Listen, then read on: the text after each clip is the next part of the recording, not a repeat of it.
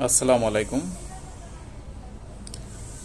প্রিয় বন্ধুরা, আশা করি আপনারা সবাই ভালো আছেন।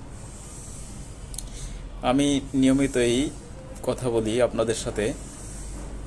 আজকেও একটি বিষয় নিয়ে কথা বলতে চাচ্ছি।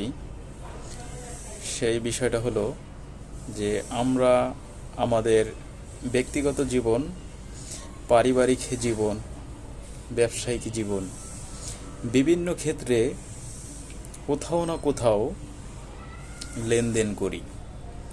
সেই লেনদেনের ক্ষেত্রে আমাদের চুক্তি করতে হয়। আমাদের সেই চুক্তিপত্র সেটা অনেক সময় বিধিবদ্ধ আইন অনুযায়ী হয় কি না, বা আমাদের যে চুক্তিটা করি সেই চুক্তিটা কত টাকার স্ট্যাম্পে করতে হবে, সেই বিষয়গুলো আমরা অনেকে জানি, অনেকে জানি না। সেই বিষয় নিয়ে একটু কথা বলি।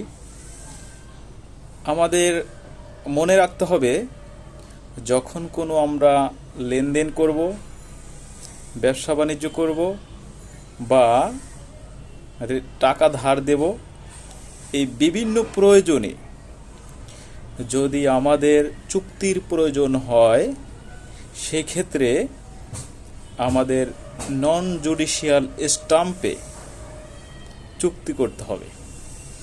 এখন এই চুক্তি আমরা কয় টাকার স্ট্যাম্পে করব? নন জুডিশিয়াল স্ট্যাম্পের 100 টাকার 3টি স্ট্যাম্পে 300 টাকার স্ট্যাম্পে চুক্তি করতে হয়। চুক্তিপত্র 300 টাকার কমে করলে হয় না। 100 টাকার 3টা নন জুডিশিয়াল স্ট্যাম্প লাগবে। তবে ক্ষেত্র বিশেষে ব্যতিক্রম আছে। যখন কোনো অংশীদারি ব্যবসায় পরিচালনার প্রয়োজন হয়, সেই ক্ষেত্রে চুক্তিপত্রের প্রয়োজন হয়। সেই ক্ষেত্রে যদি তার মূলধন 50,000 টাকার নিচে হয়, সেই ক্ষেত্রে 1,000 টাকার নন জুডিশিয়াল স্ট্যাম্পে চুক্তি, এবং 50,000 টাকার বেশি হলে 2,000 টাকার নন জুডিশিয়াল স্ট্যাম্পে চুক্তি করতে হয়। এছাড়া আমরা বিভিন্ন ক্ষেত্রে বিভিন্ন ধরনের স্ট্যাম্পের ব্যবহার করে থাকি। আমরা জানি না কোন ক্ষেত্রে কত টাকার স্ট্যাম্প ব্যবহার করতে হয়।